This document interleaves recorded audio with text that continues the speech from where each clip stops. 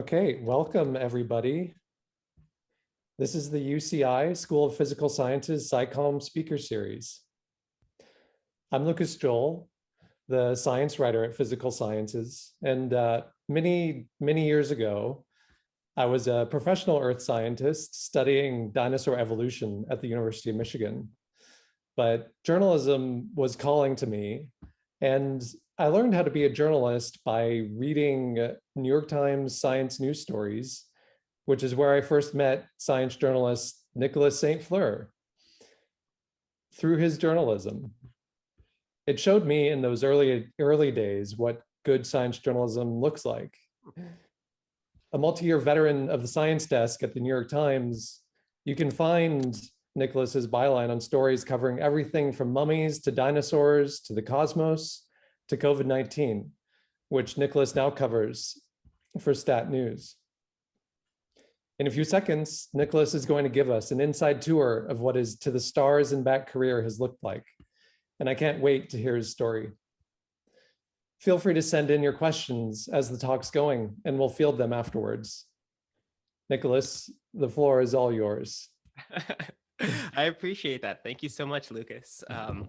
Yeah, hi everyone. My name is Nick St. Fleur, and I am a science journalist. I am currently a Knight Wallace Fellow at STAT. And then afterwards, I will be staying on at STAT, doing a hybrid role of reporting and then doing some live events, some live reporting as well. But I want to speak to you guys a bit about, my career as a science journalist. So my start with science journalism begins when I was in college. So for undergrad, I went to Cornell University. I was studying biology, and my goals were really just to, take the required courses to go on to med school. But all of that really changed. My freshman year there, the winter of my freshman year was when a 7.0 magnitude earthquake struck Haiti. Now, my parents they were born in Port-au-Prince, and I just remember being, captivated looking at the news, just watching the death, the devastation, but also just watching the way that medical correspondents, people like Sanjay Gupta, how they were covering what was going on. They were writing, these stories, and these were all people who looked like me, looked like my family members. And it really it changed a bit of my perspective. I no longer wanted to just, go on to med school, go on to be a doctor, or any of that. I really wanted to meld medicine and media together. So I started taking some courses in communications about, science and engineering and the environment and medicine and such. And I found my way to my school newspaper. Over at Cornell, it's a huge research university, so I was kind of like a kid in a playground, if you will, just going to all the different places that I could really find and write science about. Um, I worked my way up to being science editor there, and then after Cornell, I did. Well, actually, while I was still at Cornell, I had my first internship at Science Magazine, which really showed me that you can do science journalism on the professional level. This was a summer when we saw the discovery of the Higgs boson and the landing of the Curiosity rover on Mars. So this was, several years ago, before Ingenuity, before Perseverance. So there was a special place in my heart when I saw Perseverance land, and then I saw Ingenuity fly or hover, to know that was part of what helped, inspire me to kind of go down this career path. After Cornell, I went to UC Santa Cruz. They have a science communication program there, and I honed my skills there. And I did some more internships looking at, news, doing some news reporting in addition to my science writing. Working at a newspaper over there, I worked at the San Jose Mercury News for a bit. I got my first internship after the program at NPR, and I was working at the science desk there. After NPR, I went to Scientific American in New York, also writing about science. And then I had my first job at The Atlantic. And then after The Atlantic, I ended up at the New York Times for several years there, covering space, covering dinosaurs, covering a lot of the more fun things I feel that reporters get to write about. I left the Times around 2018 or so and continued freelancing for them, but from California. And then I most recently have been a Night Wallace Fellow, so I'm writing for Stat right now, really covering what I think is, the most important story of my lifetime, COVID-19, this pandemic. I'm helping out. Stat has a very robust team, and through my fellowship, I've been covering a bit of the intersection between race and healthcare, and the life sciences. So COVID-19 as well as like health disparities. But in this presentation, I'm kind of just going to go through a bunch of different stories I've covered all along the way. I hope you guys enjoy it. I had a fun time putting it together. So I'm going to share my screen now and then kind of just dive right into it. So let's do this. Share. Okay. Let's make sure I have this. Okay.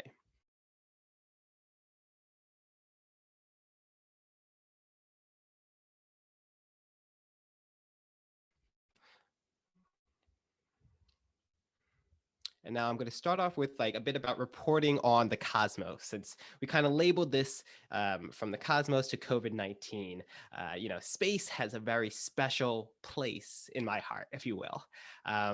When I was at the Times, the most exciting story I got to cover was the 2017 total solar eclipse that came to the United States. Now, if you were lucky enough to have seen the eclipse, I'd love if you could write in the chat or, just share with us maybe where you were when you saw it. This was my big story. So I remember a year out, I was just excited. I remember being in a meeting and we were coming up with story ideas for something. And I said, in about like a year, there's going to be this eclipse. We should really get on it. And it's funny because, a big eclipse hasn't hit the US or hadn't hit the US from coast to coast in about 100 years, right? So even though my fellow reporters were very much like, oh, that sounds cool, I don't think anyone really realized how big of a deal it was going to be. I was very lucky that I was able to kind of position myself as someone to write some of these stories going forward. And it was a wonderful experience. So I'm going to talk a little bit about that eclipse and my experience covering it. So I was covering it from Carbondale, Illinois. This is a small city in the southern part of Illinois that's at the crossroads of eclipses. As you can see here, there was an eclipse August 21st, 2017, and then another one will come in about 3 years in April 8th, 2024. If you didn't see the eclipse in 2017, after my presentation, you'll probably be pretty hyped and want to book your hotel tickets for 2024.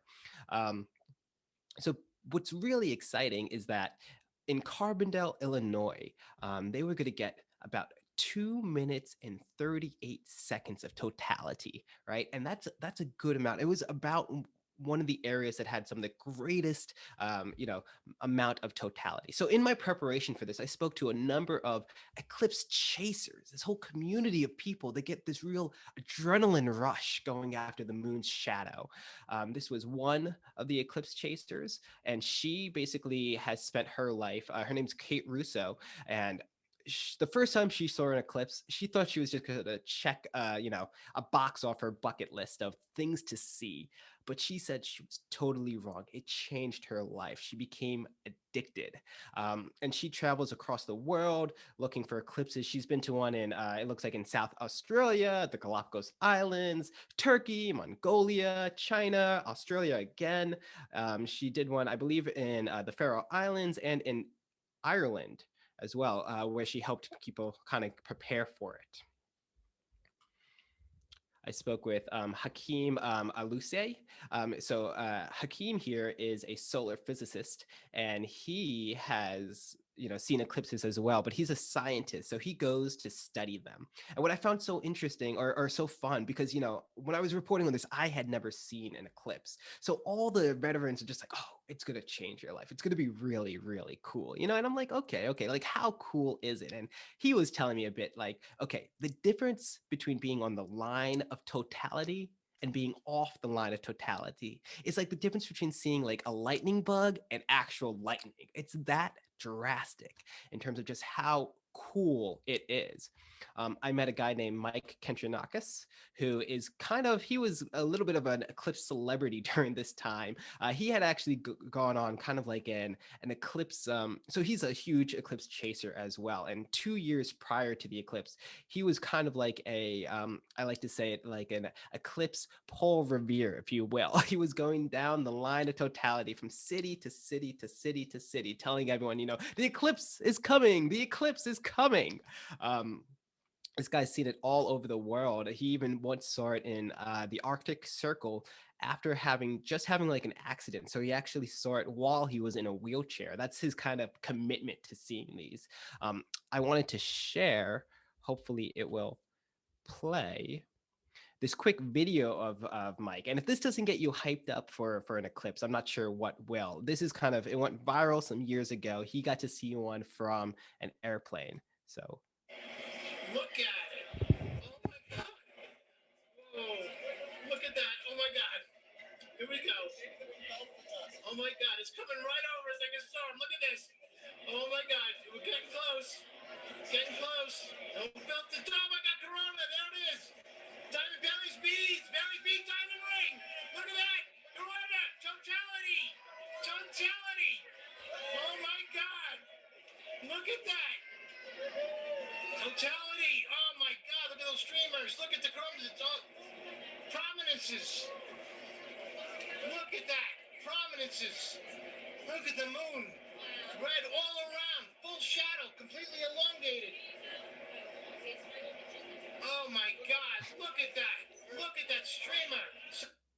So this man was so excited about these eclipses, and he was kind of like someone who I had turned to, I had profiled just to learn about how big this was going to be. So scientists all over the country, astrophysicists, astronomers, they were all kind of mobilizing for this eclipse. I spoke with some NASA researchers who were actually in a plane to kind of follow the line of totality so that they could extend totality. So that's the moment when the moon moves in front of the sun and kind of swallows it up, and you're able to see something known as the sun's corona kind of peeking out from the actual from the moon, from that, during the eclipse. And it's interesting because most times during the day, the sun's bright solar disk, it's so bright that it blocks out the corona. So the total solar eclipse is an opportunity for scientists to really study it. And there's a lot of mysteries about the corona. One of the ones being that, it's so unbelievably hot. I believe it's like millions of degrees hot or so. But the idea here is that it's hotter than the disk, than the actual face of the sun. And as one scientist put it to me, that's like going to a fireplace, right? And then getting hotter the further away you walk from it. It's just an interesting mystery. So scientists were mobilizing to kind of see it. So as I alluded to before, I was in Carbondale, Illinois for this. And this guy over here with the telescope, Bob Bayer, he saw the eclipse coming. Someone had called him up, I believe it was like 5 years out, and said, hey, like, do you know that your university is right by the point of greatest duration for an upcoming eclipse? And he's just like, what? What's that mean? Let me learn more. And he became an eclipse expert very quickly. What was fascinating is that they were having this huge astronomical event happening, but Southern Illinois University didn't actually have an astronomy department. So they really had to really build up all of the knowledge, but the enthusiasm and everything from the ground up. The eclipse was going right over the university, as I said, and they have this stadium with that could fit about 15,000 people or so. So their plan was to have people sit in the stadium and watch the eclipse. And I was at the city. I was able to interview a bunch of people. I mean, this guy over there with this little with the cup on his head and the eclipse shirt, he was the local bookstore salesman, and he was telling me that he became like a branding like mastermind, if you will. Every item that came into his bookstore, he was like, how can I put an eclipse logo on it? How can I put an eclipse logo on that? He put them on everything from shirts to koozies to like book binders, just everything. So I spoke with a young woman named Jasmine. She was a high school student, I believe. And she was part of this program, this large experiment that spanned from coast to take a movie, if you will, of the total solar eclipse. It was really fascinating to hear from her, being this young and being part of such a great experiment. She was so excited for it. So she was nearby Carbondale as well. So when the day came, everyone was just like blown away. Okay, but what's interesting about eclipses is you can plan for everything, right? You can have the right spot, you can book your hotel tickets in advance, you could have your whole game plan, but you're at the whim of the weather. So for us, I remember I was down on the field.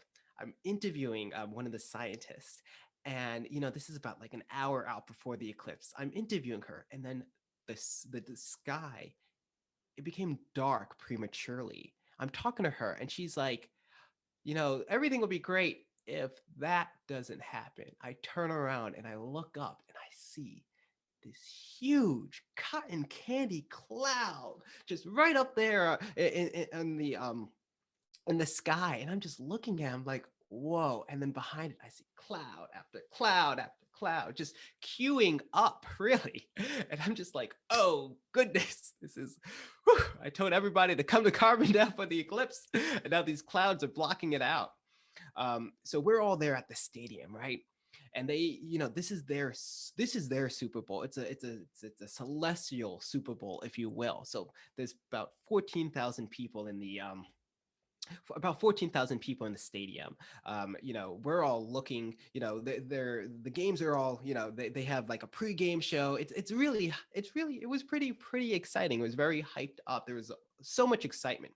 But when we saw that cloud, you see the mood just dampen. And as I was saying, it's cloud after cloud after cloud. We're getting closer and we're getting closer to the time. And then, you know, totality starts. But the thing about totality is, right, when it's beginning, everything around you kind of gets dark, even if there's clouds, but things get dark. You get this like 360-degree sunset going around you. It's a very eerie thing. The birds, they kind of stop chirping, but the crickets come out. They start partying along with like the frogs. So it feels like it's nighttime, but it isn't, because it even gets a little colder as well.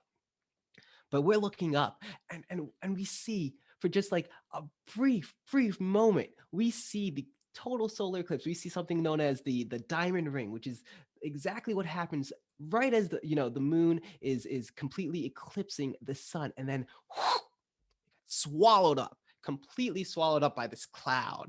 And everyone's just like, oh, everyone, the tension is there. We're all sitting on our seats and we're just like, oh, there's this announcer and he's just like, come on, guys, come on, guys. I think if we all, if we get together and we stamp our feet, we might be able to do something. Stamp your feet, stamp your feet. So we're all stamping our feet. We're looking up. There's like a little porthole, and we see a little glimpse of it going through the sky. And then we're like, wow, that's really cool. But as soon as it appeared, it gets swallowed again.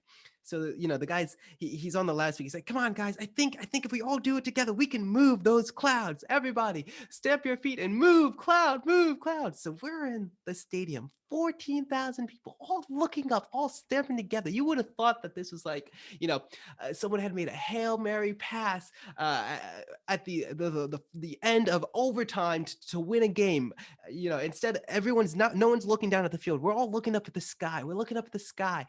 And I'm telling you, we had 2 minutes and 38 seconds. We're getting closer. It's like 2 minutes and 35 past, 2 minutes 36 past, 2 minutes 37, and then boom, the cloud like it gets just at the edge of the cloud, and boom, we all see the halo. That's what you're seeing here. That excitement, that moment of everyone just being like, "Whoa, it's there!" And I'm telling you, if you've never seen a total solar eclipse, come 2024, get yourself in the line of totality, because it is a life changing kind of feeling. It's almost spiritual, really, just in terms of looking at this connection and really this cosmic clockwork between our planet, our moon, and our sun. It's phenomenal. So I was very excited and very lucky that I got to cover the eclipse. And this is what it looks like. So, in addition to writing about the cosmos, I've also written about, meteors. I write a lot about meteor showers. I write a lot about exoplanets. But my editor at the Times, who I still write for every now and then, loves to call me, his Deadworld Correspondent, because I do a lot of writing about archaeology and paleontology. So, like dead things and then like super dead things. And one of the stories I'd like to share with you guys is about this mystery of the mummy's head, the FBI and the mystery of the mummy's head here. So look at this beautiful face, right? Would you believe that's 4,000 years old? Okay. About 100 years ago, there were these researchers from Harvard University, and they were going through an ancient tomb. It was known, now today it's known as like Tomb 10A, but they're going through this tomb and they're seeing on the ground wooden sculptures, wooden stuff, all this stuff just ransacked, right? Jewels are just thrown over, all of the stuff has just been tossed aside because at some point in antiquity, grave robbers appeared and they robbed the grave. They took the gold, they took any kind of like scented stuff, they left the wood. But one of the things that they found that was so interesting was they came up to and they were looking at the coffin, and perched on the coffin was this severed head, right? Right there. So the idea here is that the researchers think that the grave robbers ripped off the head to snatch the jewels and then discarded the body to the side. But the real mystery here is the researchers know that the grave belonged to a prominent figure. His name was Governor Jehudi Noct, but he was also buried with his wife. So they weren't sure if this was Governor Jehudi Noct or his wife, Lady Jehudi Noct. So I'm going to bring it right back to this. Look at this. Do you think this is the face of a woman or a man mummy? I want you guys to think, and I'll reveal it in a little bit. Um, so as the story goes, the researchers, the archaeologists had brought it back. Again, this is 100 years ago, had brought it to Boston, the Museum of Fine Arts, and it stayed in, the archives for a while. I think it was put on display here and there. Sometime around the early thousands, around 2009 or so, the researchers at the museum, they wanted to find out, who's the identity of this mummy head. So they actually did a CT scan. And when they were looking in, they were surprised to notice that, some of the facial bones that could have possibly given some indication to whether it was Jehudi Noct or his wife had been missing. The scientists, they theorized that this had to do with the mummification process, something known as the opening of the mouth ceremony. So that gave them no clues. They were thinking, okay, maybe we could extract DNA from it. But at the time, no one had extracted DNA from a 4,000-year-old mummy. This was back in 2009, right? So a couple labs had tried. Well, before I get to they had tried, they had to first extract DNA. So what they did was they brought it to a nearby, I believe it was Harvard Medical School, the hospital there. I want to say either that or I want to say it was Mass Gen, but they brought it to the hospital, and very delicately they snuck through the neck of the mummy, and they were able to pull out a tooth from it, one of the molars. And from that molar, they were able to, they cut the molar in half. They sent it to one half to some labs who were unsuccessful. Finally, they were approached by, the FBI, and the FBI, they wanted a chance to see if they could extract it. Using some of their techniques, the FBI was actually able to extract DNA from this tooth. And it was really interesting. I spoke to a couple of the FBI agents who were able to do this DNA, this ancient DNA extraction. And they were able to determine whether it was Jehudi Noct or Jehudi Noct's wife. And the drum roll, please. The answer is it was Jehudi Noct, the governor himself. So, the archaeologists here, they're all pretty ecstatic. They finally found out who this mummy head belonged to. So this was a fun story because I got to speak to like the FBI, I got to speak to the archaeologist. It's just it's pretty fascinating. I write a lot about dinosaurs too, as does Lucas. When I write about dinosaurs, I like to just make my stories really fun and kind of like adrenaline inducing, if you will. So anytime I get to write about like T-Rexes, or in this case, it was a tiny T-Rex, those are some of the greatest days of being a science journalist. There was a recent study looking at how there may have been like billions of T-Rexes roaming around, which I wish I had covered, but c'est la vie. So one story I did was looking at the Reaper of Death. This was this was found in Alberta. And I think the tag was that it was like Canada's newest T-Rex. But what I love about this story is that the actual discovery was made by, as I put it, citizen scientist, someone who isn't a scientist himself. This man, Mr. DeGroot, he was just walking near a stream, kind of near his house, with his wife, and they're walking down the stream and they're looking down, and he says to her like, hey, that looks like a dinosaur tooth. Looks a little close and says, honey, I think that's a dinosaur tooth. They're looking even closer. They realize they had a whole like part of a jaw there, and their minds were blown at that. But it took them some years to really give it to, have it checked out by paleontologists. In fact, it was actually kind of serendipitous. From my understanding, the wife was a substitute teacher. One day when she was substitute teaching, they had an auditorium presentation from a paleontologist who was talking about his work at, the museum and such. And she approached him afterwards when they were having lunch, and she said, "Oh yeah, my husband and I, we think we have like a, like a dinosaur jaw, like some teeth, maybe of a T-Rex or something." And they said he looked at her and he was like, "Wait, what? Really?" She's like, "Yeah, come over to my place. I'll show you." And then he takes a look at it. And he goes, "Whoa." So they bring it back to the museum, but I think it stayed in storage for a while until it may have been a grad student or a postdoc who was doing research on it, came across it, was looking at some features on its face. If you look at the illustration here, it has these kind of marks on its face, and they realized that, whoa, this is a new species. They gave it a really interesting name. It was like Thanatos degrutum or something like that. Just yeah, Thanatothertus degrutorum, meaning reaper of death. I'm very curious. One day I'll write a story about it, but sometimes I feel like people who find new dinosaurs, they try to give them the most outlandish names possible so that reporters like me and Lucas are just like, this is cool, let's write about it.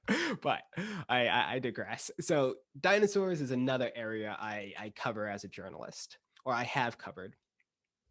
Now going towards some of the more recent stuff I've been doing. For the past 7-8 months or so, I've been working over at STAT, covering the intersection of race and healthcare, and doing a lot of work looking at COVID-19. My first story at STAT was about these presidents at 2 HBCUs, historically Black colleges and universities, who decided they wanted to step up and enroll in COVID-19 vaccine clinical trials. Now, at this point in time, the enrollment of Black Americans was really low. In fact, some of the trials, actually, some of the vaccine trials, I believe it was Moderna, I may be wrong on that, but had to stop because they realized they weren't recruiting a diverse enough population of folk. So this gentleman, President Walter Kimbrough, he decided to step up and, roll up his sleeve, as did the president of Xavier University. So Kimbrough is the president of Dillard. And after they enrolled in COVID-19 clinical trials, they reached out to their community, their students and such, and said, hey, like, we just did this. We think this is important. They say they don't have enough Black folk. Maybe some of you all will also consider also enrolling. Just consider it. It's important. Boy, after they did that, whew, the backlash that they received from folks was it was harsh and it was swift. You had people saying, how dare you tell our children to enroll in these experiments. Someone said, our children are not lab rats for drug companies. Another person said, I can't believe an HBCU would do this to their own people. And someone else responded, Tuskegee, me and mine aren't first in line. And the reason this story is interesting is it was showing during this period in time, there was a big fear that there was hesitation amongst many communities, especially communities of color, whether or not the individuals from those communities, from those populations, would actually take the coronavirus vaccine. Now, the reasoning behind a lot of this hesitancy has to do with historical instances of systemic racism in the medical community, as well as present day experiences that Black folk tend to have in the medical, system. A most recent one was the death of Dr. Susan Moore. If you guys had seen that, um, she had she had contracted COVID-19, and she videotaped herself saying that she wasn't being treated correctly at the hospital she was at.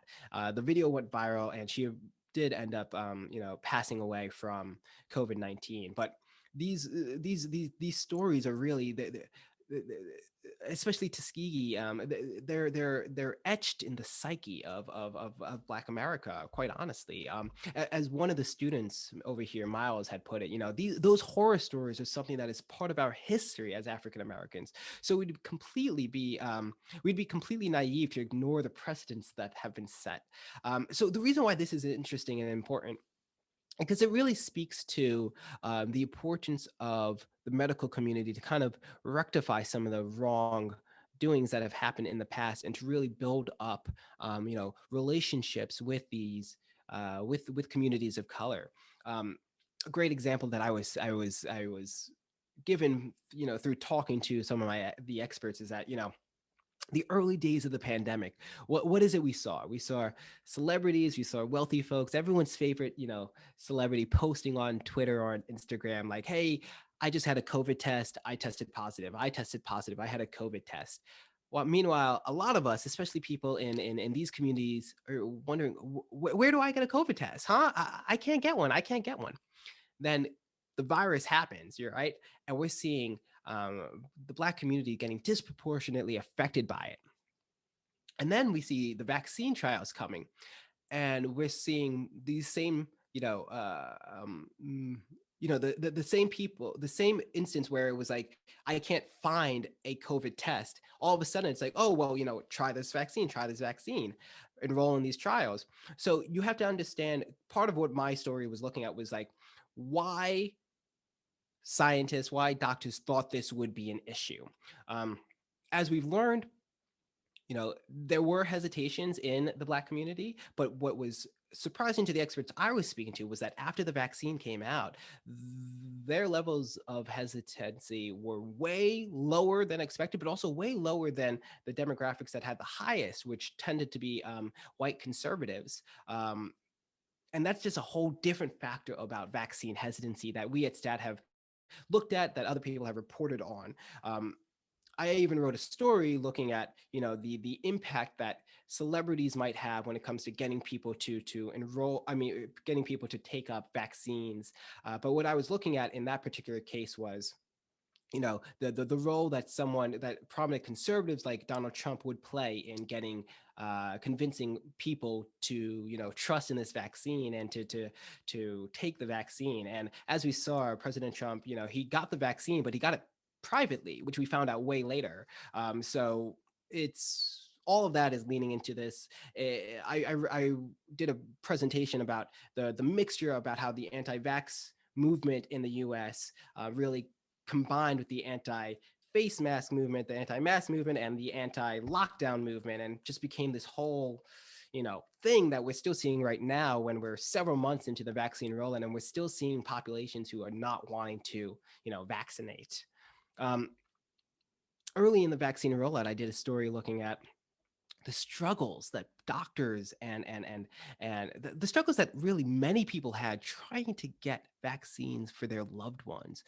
In this case, I spoke with a doctor, Argavan Salas, who she's a physician. She's been working in the she's been working in the hospital. She's been working in the intensive care unit, and she's been seeing people dying left and right, left and right. And she said she was trying so hard when it became available to get one for her mother, who was 70 years old. And she posted on Twitter about how hard it was to try to secure a vaccine, how hard it was to kind of navigate the system. And so many people, they they related to that. So many people were writing into her message saying, hey, I can't find it here, or hey, I'm trying to find it for my grandma, or hey, I found a resource here, come here, like use this site, maybe it'll help. And her Twitter thread became kind of this hub for people looking to get vaccines.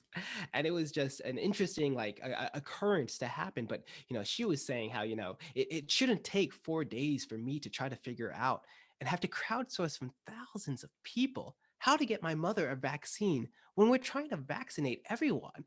It was really speaking to how in the beginnings this rollout was just not well coordinated at all. I mean, it's definitely been getting better, but goodness. And I spoke with people who felt like, when they got a vaccine appointment, they felt like they were winning the lottery. I spoke with people who were saying that, it seemed like it was a mess. It was a free for all. I'm sure if you guys have been trying to get vaccines or during those early days or trying to get them for your loved ones, you probably face similar challenges as well. And if you want to write into like the comments or the Q&A about your experiences trying to get a vaccine or get one for your loved ones, I'd love to hear that as well. So another story I did for STAT was looking at pulse oximeters. So these are little devices that measure your blood oxygen level, right? And what's interesting about these devices is that in some cases they've been used to kind of determine, who needs more care at a hospital. So these researchers at U Michigan, one thing they were noticing was the hospitals nearby, these doctors at UMich, the hospitals nearby, they were kind of getting like filled with patients. So the researchers are in Ann Arbor, which is a typically like white area. They were getting a lot of patients from like Detroit and nearby areas who are predominantly Black. And one thing the researchers were noticing was when they were using the pulse oximeters on their Black patients, the readings were a little bit different than what you would see when you did a different measure, kind of like a blood test, if you will, that is known as kind of the gold standard for blood oxygen level. So what they were finding is that the pulse oximeters were underestimating, or they were just inaccurate when it came to, yeah, they were overestimating is what it was. They were inaccurate when it came to readings on Black folk. So the reason this is interesting is because say like average blood oxygen level, say that's around like 96 or so. I'm forgetting the numbers off the top of my head here, but what's important is that the cutoff for do you need extra care or are you okay? Say that was around like 90 or so, or 89 or whatever. What they were finding was in Black folk, the and people with darker skin, the device would say, your blood oxygen levels are about like 92 or 91. But then when they did the other test, they realized no, they're actually like 88 or they're 87. So people who could have just missed that cutoff where they would have gotten extra care, that was occurring. And these doctors saw that. They had done some research. There had been a story in the MIT. I forgot what it was called, but they read a story that came out about it around the same time as well. So they went to the literature to see like, hey, is this a known problem? Have we seen this before? They realized going all the way back to like the early 1990s, this problem has been known that these devices provide inaccurate readings for people with darker skin, for Black folk. So they published this thing about the racial bias in this, and the reason why it's racial bias here, and we got a lot of pushback because a lot of people are saying, a device, it can't be racist. What are you talking about? You guys are like lefty loonies, like loony lefties, like talking about this. But the idea is, if we knew this for 30 years, and the doctor was talking to me and saying like, I never knew this. Like in none of my classes did they tell me that maybe this device might give inaccurate readings on Black individuals, people with darker skin. The idea is, it's in the literature. It's been there for like 20 years or so. Why hasn't this been changed? If this has been known, why isn't this more readily available? Or why don't more doctors know about this? So we wrote our story, and then like a week or so after our story, the FDA actually put out an alert about the limitations of pulse oximeters. So after reading our story, and I'm sure after reading other reporting on it as well, because we weren't the only ones to write this, though the FDA made their change like right after ours. So that was an interesting. I was excited by that story, just because we were able to make some change with the FDA. One of my most recent stories was I was very fortunate to be able to host a Q&A with Vice President Kamala Harris. And what was interesting about that is, so in this particular case, it was looking at Black maternal health. Um, the White House had just issued the first Black maternal health week. And what was interesting about it is that, I mean, well, Black women, it's a crisis in the US. Black women are 3, in some cases, even 4 times more likely to die giving birth than white women are. And it's for a load of factors. In the White House, the Vice President Harris was looking at, kind of promoting, raising more attention to this. And we got a Q&A with her. We were trying really hard for it to be an in-person Q&A. They said they didn't have the time. We were like, okay, let's do a phone Q&A. Said they didn't have the time. So they were like, just send us your questions and the VP will give you responses. So, I was okay with that, but I was happy that, we got we got some responses. We got some emailed responses about kind of what their plans are going forward. So that was interesting just to see that this like health disparity that we've known about for a while is finally being, addressed. And, Vice President Harris is really trying to really really push towards more training when it comes to implicit biases that doctors might have, and more resources for women who are going to give birth, and trying to overcome some of the barriers that prevent them from getting the right type of care beforehand as well. So that's interesting. Now, in addition to my work for STAT and my other work for the Times, one fun thing I like to do is I write science for kids. And if you have any questions about writing science for kids, please ask those in the Q&A. I've written about the body. I've written about the Perseverance rover. I even wrote a little book about dinosaurs for 4 to 5-year-olds, 4 to 6-year-olds and such. And what I like about writing science for kids is that kids, they're just so naturally curious, but they're so some people will call them some of the toughest audience, because you really have to break down your science. You have to make it digestible and interesting. And you can't use the big words because you don't want to lose them, but you gotta, find a way to really communicate the science. This was something I didn't know really I would be interested in, but I've definitely fallen in love with writing about science for kids. And if you're someone who's interested in writing about science, I would say don't overlook the youngins, because they love this stuff. So highly recommend it. And you're inspiring the next generation of people who could go on to be scientists, but could also just go on to be scientifically,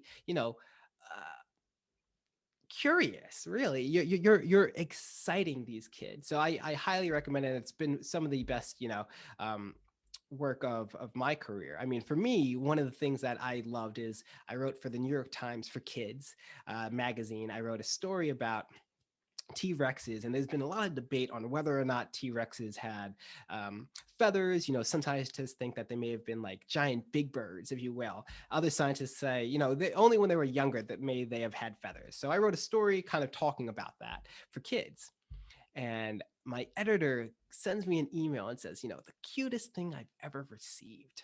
And it's a photo of this little boy sent in from one of our readers. This little boy looks just like me, a little black boy, looked like me when I was his age, wearing a dinosaur onesie with these feetsies, with these dinosaur feetsies. And he has in one hand my article, and in the other hand, he has a little dinosaur plushie of a T-Rex, and he took construction paper feathers and he taped them on after reading my article. And that was one of the highlights of my journalism career, is just to excite a little kid who reminded me so much of myself when I was young and I was curious, because I was a dino freak and I've always been a dino nerd. So that's been one of the highlights of my journalism career. I highly recommend you guys to also maybe consider, when you're writing about any type of science, like, are there opportunities to write for a younger audience as well?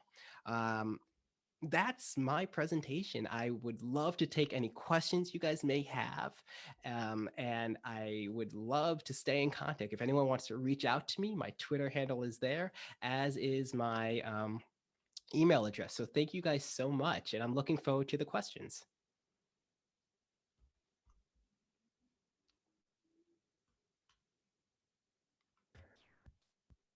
Thank you so much, Nicholas. That was an incredible talk. I have a few questions, but I'll take this chance right now to ask the audience to please send in your questions. We have several minutes right now, and I'm sure Nicholas will be happy to field anything and everything that might be on your mind. The first question that came up during your talk was, after how many attempts was your first article published? How hard was it to begin science journalism? Right. I mean, this is a great question. I often hear from scientists, people doing their PhDs who really want to get into journalism, want to make that transition from the lab to kind of, interviewing people and writing about science. And often these people are inspired because they're listening to like Radio Lab or other podcasts, and they're thinking to themselves, the work I'm doing here, I like it, yeah, but I feel like I have this calling. I'm curious. I can't just focus all on one bit of science. I want to learn about it all, which was definitely like me in terms of like I love it all. I like to learn about it all.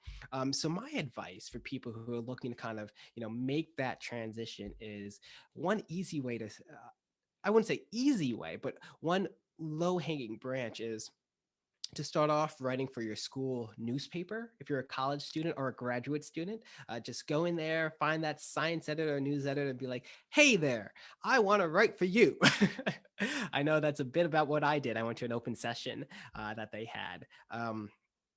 And I actually did go up to the science editor after the open session. I said, hey, I'm interested in writing about science. I wrote about seagulls over the summer. Can I write for you? So in terms of getting one of my first stories published, let's see. So my first published story for the Cornell Daily Sun was, as I said, actually about seagulls. I had been interested in science writing a bit, and Cornell had offered this summer course with Carl Zimmer, of all people. He's like a kind of big wig in the science writing world.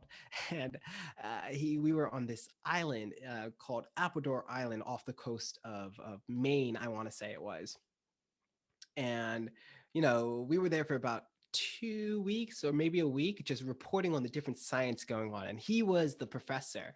And goodness, that class was actually tougher than organic chemistry, I like to say, than Orgo, because he's a tough guy. He's definitely a tough editor when it came to things. And I had never written something for like a person before, and I actually didn't know who Carl Zimmer was. So when he would like mark up my stuff in red, I'd be like, man, who does this guy think he is? Man, all my teachers like my writing. He doesn't like it. I don't get it, man. So that humbled me quickly.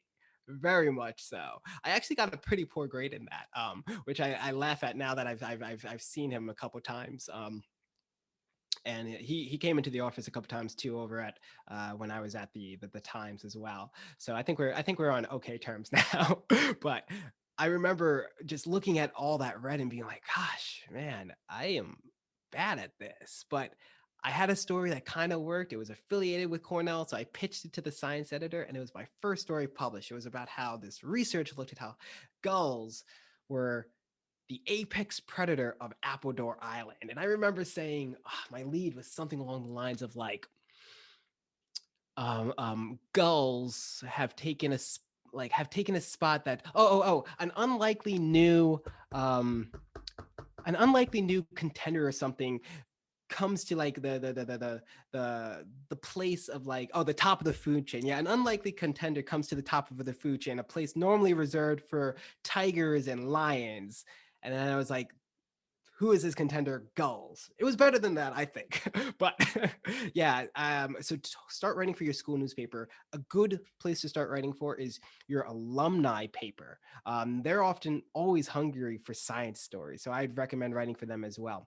And I would say, yeah, sometimes it'll take a while to get published. Try to build relationships with editors who are at those low hanging branches, like your school newspaper, your alumni magazine. Ask if you could write for them. And they'll develop relationships with you, and you'll end up with published clips that you could send to actual professional news outlets. And that's kind of how you kind of can continue progressing in this career. Lucas, I'm curious, what about you? How did you get your first clips published? Oh gosh.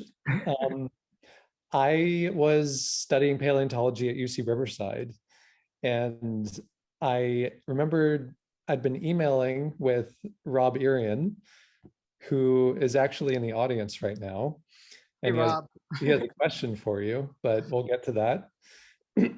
And he gave me the advice that you just gave. And I started writing some press releases for UC Riverside. Mhm. And away we went. And it's been a fun, unpredictable path since then. So this is Rob's question for you. Can you describe the fact-checking process and commitment to accuracy in biomedical reporting at STAT, and whether you feel more pressure, quote unquote, because COVID stories have such an impact on readers who are desperate for correct information about the pandemic? That's a hefty question there, Rob. I appreciate it, though. Let's see. So at STAT, we have layers in terms of we have our direct editor. It depends on how thorough of a story it is.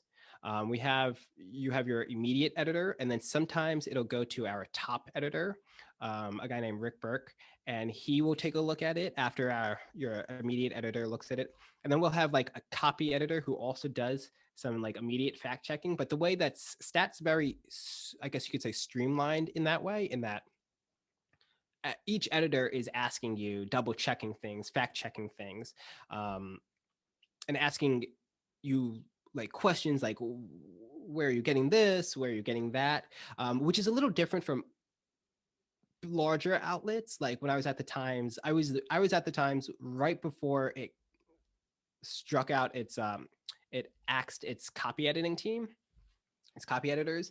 And that used to be a whole process that I actually really enjoyed because you would get calls from copy editors, someone you've never like spoken to before. And they will just ask you like such a tiny question, and you'll be like, huh, you know what? Let me double check that. Let me drop everything I'm doing so I could double check it for you and get it to you and like, make sure it's accurate. They did a lot of style stuff as well.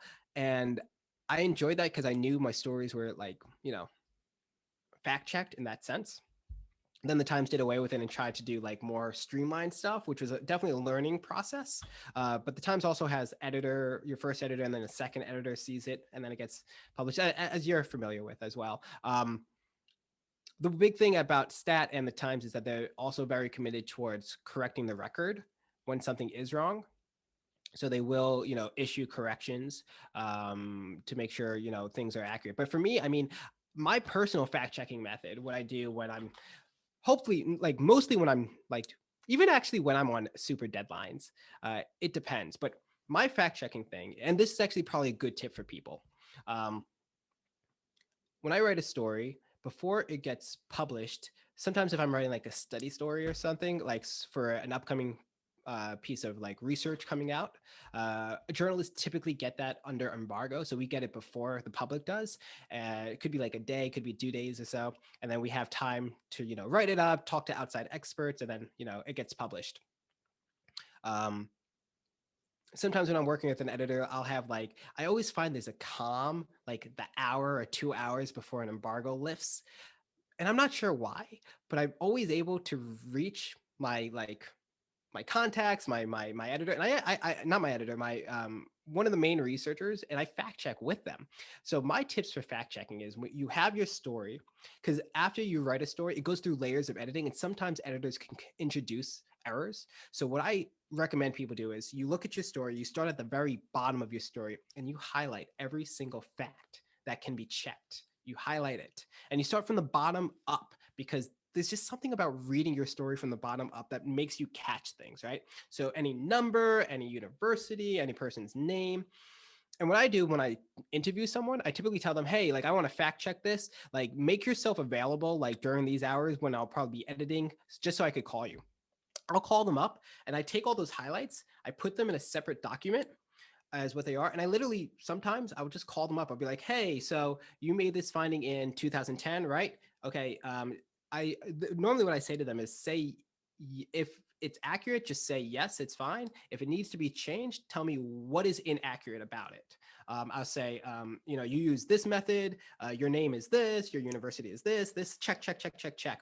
And that has helped me. I would highly recommend people come up with their own method of fact checking because it's so important nowadays. Obviously, it's so important, really, really important. But many news organizations have really cut or limited the amount of copy editors they have or fact checkers. So that would be my advice. And I mean, obviously, as Rob pointed out in his question, like the stakes are definitely higher when it comes to COVID-19. But there's so many experts out there. You can ask out experts and they'll give you advice. Awesome. That was a lot, but yeah. Here's a different kind of question from Leila Okahata. Mm-hmm. How did you make the transition into writing to kids? How did you prepare? Your excitement made me interested in wanting to dabble in it. Yeah. So something I would say for anyone who's in the science writing community, there's actually quite a robust kids writing community that I discovered because of the pandemic, honestly, in terms of like book writing for kids and such. They were just doing so many like webinars and they're so inviting. I was very, journalists are pretty nice, but like kids writers are so nice. My goodness. I found my way because the Times was Speaking Magazine, right? And one of the editors who I was in charge of it, and she had mentioned to me that they were doing a kids magazines.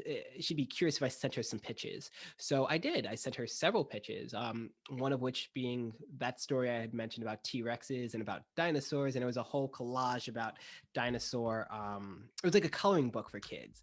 What I like about the New York Times for kids is that, they don't shy away from stuff. We did an issue about, race, an issue about the George Floyd protest, an issue about like just everything happening. They handle it. They go for it straight on. So my advice for learning about it would be read some of the kid publications out there.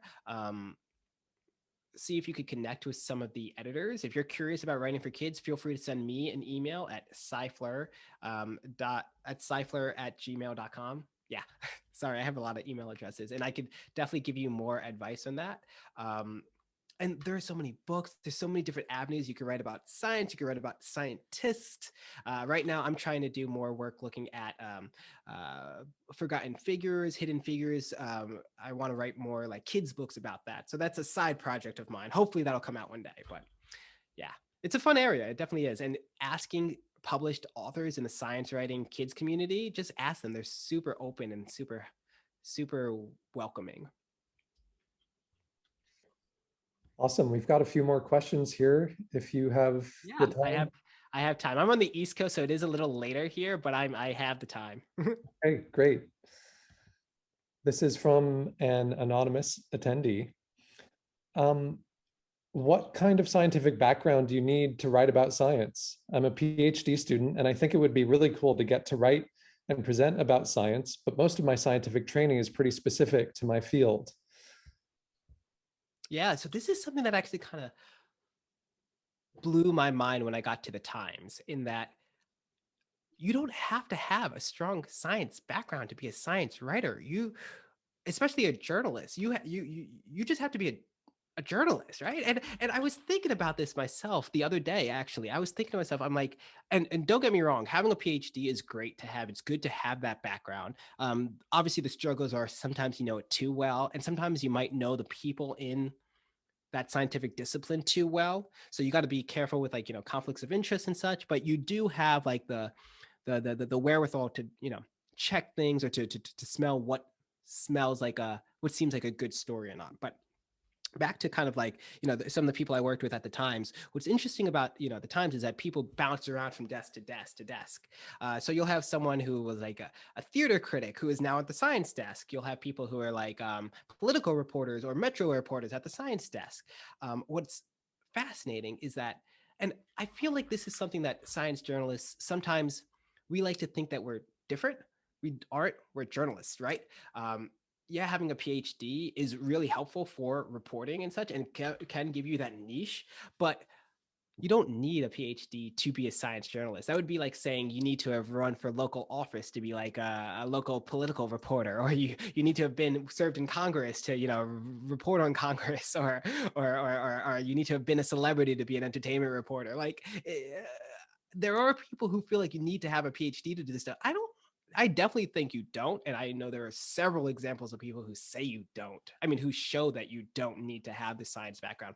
Does it help? Yes. But what helps even more is the curiosity and really the tenacity to pursue stories. Yeah, that's in line with my question. Is one thing that dogs me, and maybe it dogs you, is the $1 million question is where do ideas come from for stories, Yeah. especially if it's not a story that has an obvious hook. Mhm. Um, do you think about that at all? Where do my stories come from, and where are they going to come from? And Yeah. I mean, right now, a lot of my stories have been coming from Twitter. The way I use Twitter is I follow a bunch of scientists. I just follow everyone, honestly. I know some people are very particular about your follow to following ratio, whatever. Get that out of the way.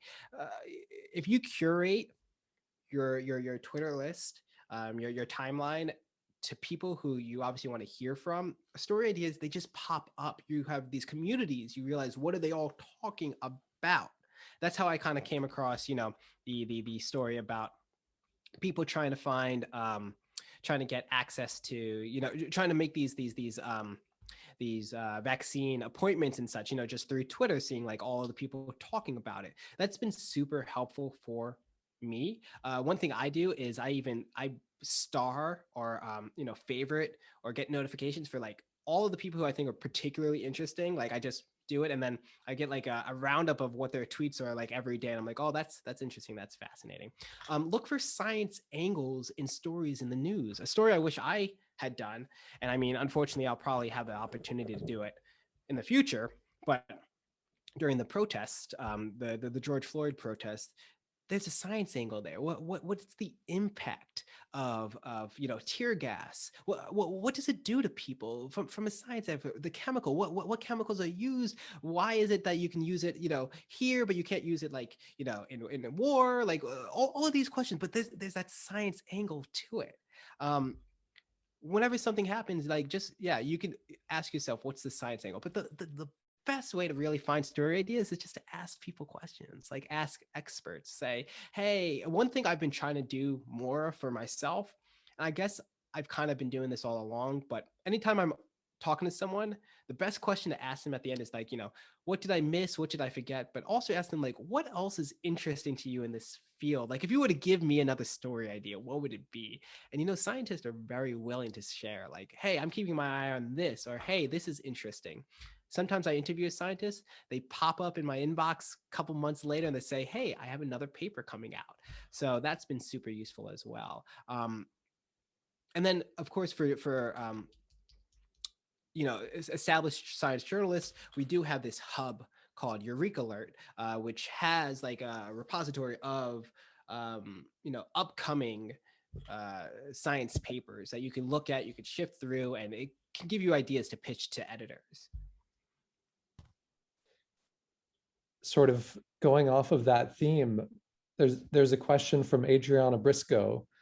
How long does it take you to research and write one of your articles and go through the editorial process? Yeah, definitely longer than my editors would want. um, let's see. I always get so afraid of getting things wrong, so I research very heavily. I double check things very heavily. Um, I will research things. I'll look in papers. I'll look at like what they cite. I'll see, is that also interesting? Um, in terms of length, I mean, it depends on how long you have for an article. I always try to ask for more time because it's helpful for me, I would say. Yeah, the whole process, it depends on what the story is. Like when I write for the Times, I have an editor there, Michael Roston, who's fantastic. I'm guessing he edits probably your stuff as well, right, Lucas? Yeah, definitely. Also, you had a fabulous story about Amber, right? Yep. Oh, I Yep. honestly, when I saw that published, I was like, I had that idea. Oh, I'm so happy. Like, I'm happy we wrote it, but I was like, I wish I wrote it. I get that a lot with your stories.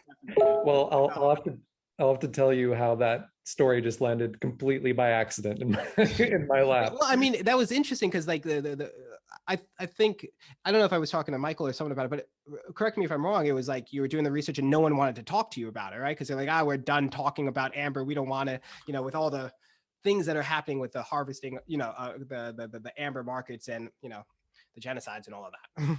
Yeah, it started out as a fun story because one of my contacts had told me about this. For those who don't know what we're talking about, this was a story that reported on the tiniest dinosaur skull ever discovered, preserved in amber. And it exploded into this story about the illicit trade of fossils preserved in amber from Myanmar. Mm-hmm. It's a fascinating subject, and there was a recent kerfuffle with a fossil that was published in Science. You probably saw about it, like that shark fish looking thing. I forget what it was, but there's like a whole issue with that. It's been covered well. Yeah, there's a lot of that in what we cover, and I definitely want to do more of that coverage as well in the future. But yeah, going back to the question, how long does it take? It depends. It really does. I have things pretty streamlined with my editor and I'm speaking right now for my editors at the Times, that like I've worked with him for so long that like sometimes I can file a story like a few hours before embargo lifts, and we have like it just works really easy in terms of like him saying, okay, here are my edits, okay, I'm going to give it to second reader, okay, here, good, and then I'll do like my quick fact check and I'll be like, okay, let's go, and then it's like boom. It could be hours. If you have longer stories, it could be like a couple of days that an editor is looking through it and such. It depends. It definitely does depend. But in terms of researching, the best thing you can do for researching is also to ask people not involved in the science who are experts in the field and say, hey, what are your thoughts on this work? Is it legitimate? Is there something that I'm not seeing here? Or do you think this work is like fantastic and you don't think there's any limitations, which rarely happens, but I always ask, what are the limitations? Okay, well, it's been an absolute pleasure to have you visit us at UC Irvine in the cloud. Yeah, And well, thank you so much for inviting me, and thank you to everyone who stuck around and watched this, had some questions. But honestly, I just want people to just continue being curious, and just stay safe out there as well. Thank you so much for your time, and thank you so much, Lucas. yeah, and Nicholas, I'm sure he'd be happy to answer your questions in email or over social media. So thank you everybody for coming. And as he said, stay safe out there. Bye-bye.